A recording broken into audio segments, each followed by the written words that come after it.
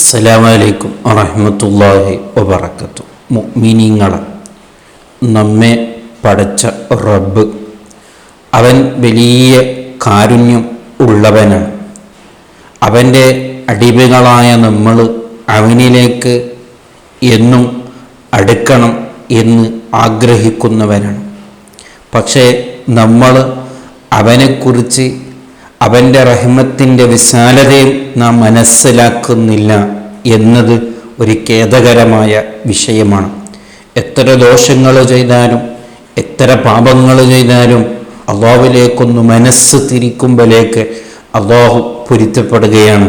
അതിലൂടെ നമുക്ക് മനസ്സിലാക്കാം, അള്ളാഹു നമ്മെ ശിക്ഷിക്കാനല്ല അവൻ ഉദ്ദേശിക്കുന്നത്, അവൻ നമ്മെ രക്ഷപ്പെടുത്താനാണ് ഉദ്ദേശിക്കുന്നത്. എങ്ങനെങ്കിലും ഒരു കാരണം കൊണ്ട് ഒരു അടിമയെ രക്ഷപ്പെടുത്താൻ സാധിക്കുമോ എന്ന് അള്ളാഹു ഉദ്ദേശിക്കുകയാണ്. അതാണ് അള്ളാഹുവിൻ്റെ റഹ്മത്ത് എന്നുള്ളത്. ബഹുമാനപ്പെട്ട അബൂ ഹുറൈറ റളിയല്ലാഹു അൻഹു റിപ്പോർട്ട് ചെയ്യുന്നൊരു ഹദീസ് കാണാം. മുത്തുനബി സല്ലല്ലാഹു അലൈഹി വസല്ലമ തങ്ങൾ സ്വഹാബാക്കളോട് പഠിപ്പിക്കുകയാണ്, കാന റജുലുൻ യുസ്രിഫു അലാ നഫ്സിഹി ഫലമ്മാ ഹളറഹുൽ മൗത്ത്. ഒരു മനുഷ്യനുണ്ടായിരുന്നു, മുത്തുനബിയാണ് പറയുന്നത്, സ്വഹാബാക്കളോട് പറഞ്ഞു കൊടുക്കുന്നത്.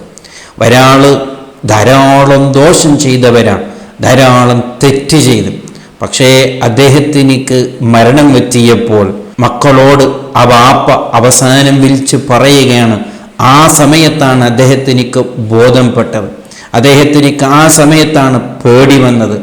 ഇനി എന്ത് എൻ്റെ റബ്ബ് ചെയ്യുമെന്ന്, ഇനി ഏതായാലും ജീവിക്കില്ല, മരണപ്പെടാൻ പോവുകയാണ്, ഇനി റബ്ബിൻ്റെ മുമ്പിൽ എത്തുകയാണെന്ന് അദ്ദേഹത്തിനിക്ക് ബോധ്യപ്പെടുമ്പോൾ അദ്ദേഹത്തിൻ്റെ മകനെ വിളിച്ചുകൊണ്ട് അദ്ദേഹം പറയാണ്, ഇദാ അന മുത്തു ഫഅഹ്രികുനി, ഞാൻ മരണപ്പെട്ടാൽ എന്നെ നിങ്ങൾ കത്തിക്കണം, കത്തിച്ച് അതിൻ്റെ വെണ്ണൂറുകൾ, അതിൻ്റെ പൊടികൾ കാട്ടിൽ നിങ്ങൾ പറത്തണം. എന്തിനാണെന്ന് ചോദിച്ചു.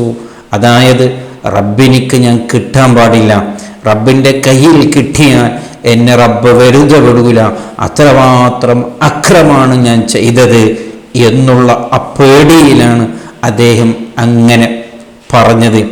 അങ്ങനെ മക്കൾ അതുപോലെ ചെയ്തു.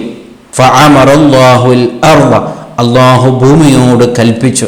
അള്ളാഹു എല്ലാത്തിനും കഴിവുള്ളവനാണല്ലോ. അള്ളാഹുവിൻ്റെ മുമ്പിൽ എന്നും നമ്മുടെ കാര്യമൊന്നും നടക്കില്ല, നമ്മൾ വിചാരിച്ചതുപോലൊന്നും നടക്കില്ല. അള്ളാഹു അദ്ദേഹത്തിൻ്റെ ആ കത്തിച്ച് എല്ലാ പൊടികളെയും എല്ലാ വെണ്ണൂറുകളെയും ഒരുമിച്ച് കൂട്ടുകയും അദ്ദേഹത്തിനെ വീണ്ടും ഹയാത്താക്കുകയും ചെയ്തു. അങ്ങനെ അദ്ദേഹത്തിനോട് ചോദിച്ചു, എന്തിന് നിങ്ങളിങ്ങനെ ചെയ്തത് എന്ന്. ഇതെല്ലാം മുത്തുനബി സ്വഹാബാക്കളോട് പഠിപ്പിച്ചു കൊടുക്കുകയാണ്. ഇമാം ബുഖാരി റളിയല്ലാഹു അൻഹു ഈ ഹദീസ് റിപ്പോർട്ട് ചെയ്യുകയാണ്. അങ്ങനെ അദ്ദേഹം പറയാണ്, റബ്ബേ നിന്നെ ധിക്കരിച്ചിട്ടല്ല, നിന്നെ പേടിച്ചിട്ടാണ്.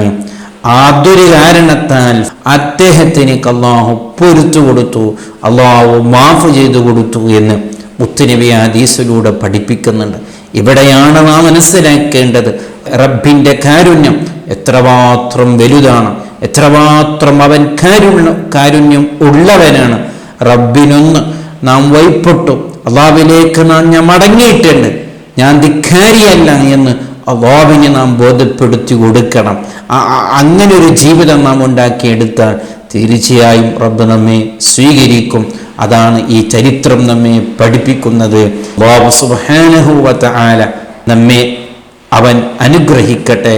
അസ്സലാമു അലൈക്കും വറഹ്മത്തുള്ളാഹി വബറകാതുഹു.